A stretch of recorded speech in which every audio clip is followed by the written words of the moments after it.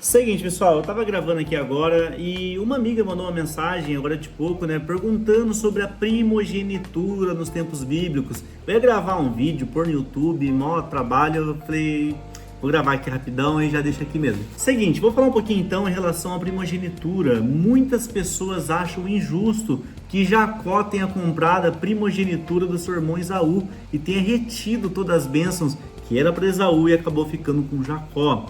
Vamos lá, pessoal, em questão da primogenitura, vamos entender um pouco isso dentro do ponto de vista bíblico.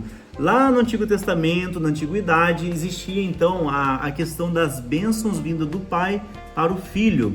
E tinha sim então esse poder do pai de transferir uma bênção para o filho. Geralmente essa bênção era dado justamente para o filho mais velho, né, o filho primogênito.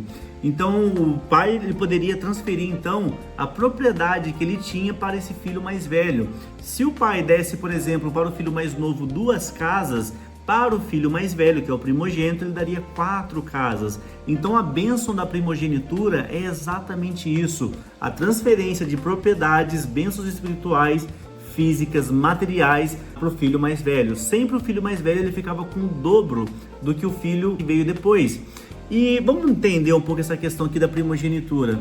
Se a pessoa fosse uma mulher, ela nasceu uma mulher, ela não tinha direito à primogenitura, porque a primogenitura era para o filho mais velho, desde que o filho mais velho fosse um homem. Aí alguém pode falar, né? Pô, mas a Bíblia é machista. Irmãos, sai dessa, é outro povo, é outra cultura. Nos tempos bíblicos era assim que funcionava.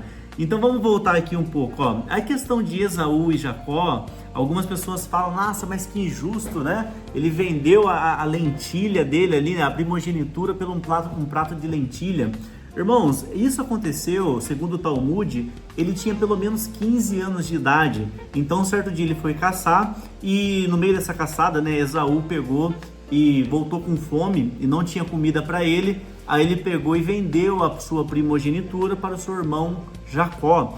E muitas pessoas já acham, né, que eles já eram velhos, né, adultos. Na verdade, né, segundo o Talmud, ele era ali um jovem ainda, tinha aproximadamente 15 anos, quando ele vendeu a sua primogenitura para o seu irmão. Aí algumas pessoas já ouvi pregando, né, falando, não, Jacó foi enganador. Irmãos, Jacó na verdade foi um empreendedor. Ele viu que o seu irmão estava com fome e ele usou daquela oportunidade para vender um prato de comida em troca da sua primogenitura.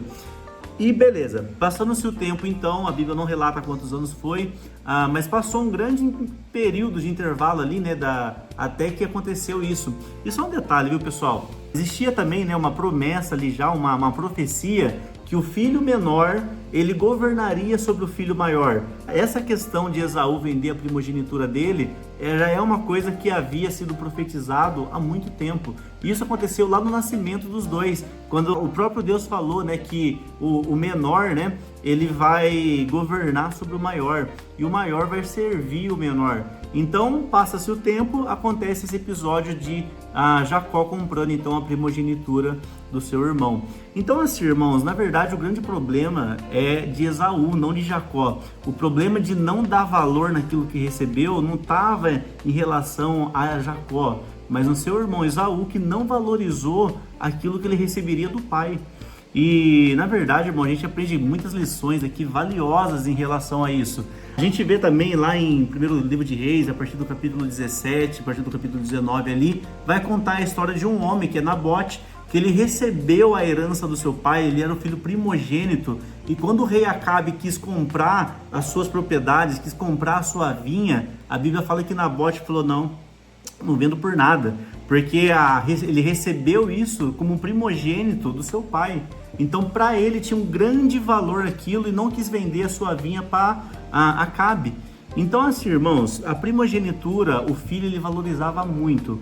E já Esaú ele não valorizou a sua primogenitura como ele deveria. Jacó foi lá, comprou a sua primogenitura e depois ele, passando-se muito tempo, aí ele conseguiu sim usufruir dessa primogenitura.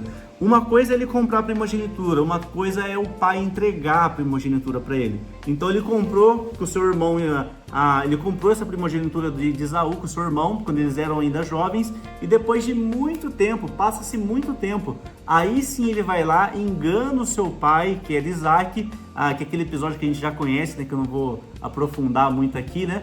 Ele engana o seu pai e ele fala, né? Fala assim, ó, eu sou Esaú, me entrega aqui então, né, a minha bênção.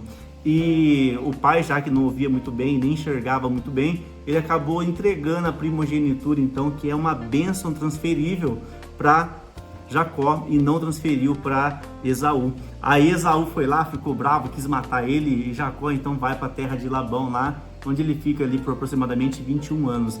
Então assim, pessoal, é um vídeo bem curto mesmo, para falar um pouco sobre essa questão da primogenitura e a importância da gente valorizar aquilo que a gente recebe do pai.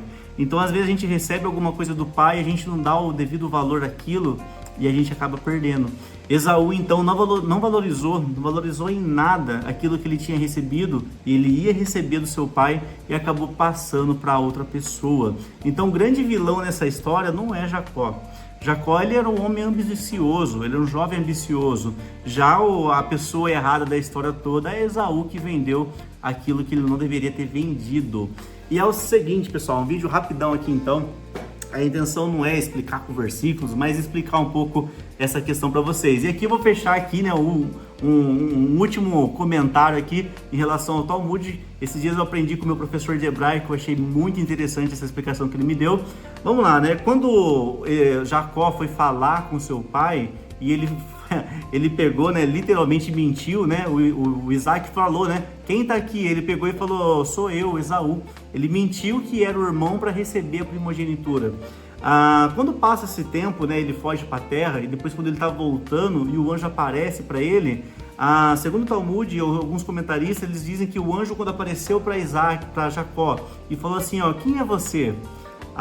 Eles dizem que a mesma voz que o anjo falou para ele é a voz que ele ouviu do seu pai Isaac. Tanto é que quando alguém pergunta, né, ó, quem é você? O comum é você falar assim, mas quem quer saber, né? Quem é você para você me perguntar quem eu sou? Mas a Bíblia fala que quando ele fala, né, quem é você? Jacó responde, eu sou Jacó. Então, por quê? Ele ouviu justamente a voz do pai Isaac. E quando o pai Isaac perguntou para ele quem era ele acabou mentindo. Já nessa segunda vez ele ouviu o pai dele falando e ele falou assim, eu sou Jacó. Isso mostra também um pouco da transformação que ele teve de mentalidade. O mesmo Jacó que saiu lá da terra dos seus pais, lá atrás, não é o mesmo Jacó que estava retornando para a terra dos seus pais. Isso ensina para nós um pouquinho também sobre evoluir. A gente precisamos evoluir como pessoas dias após dias. E é isso aí, pessoal, esse aqui ficou um vídeo um pouco grande então, né? Eu nem sei se eu vou postar no Instagram, se eu vou postar no YouTube, enfim, mas é isso aí, tamo junto. Se for pelo YouTube, já se inscreva no canal, deixe seu comentário aqui. E se for no Instagram, deixe seu comentário e também mande para algum amigo esse vídeo.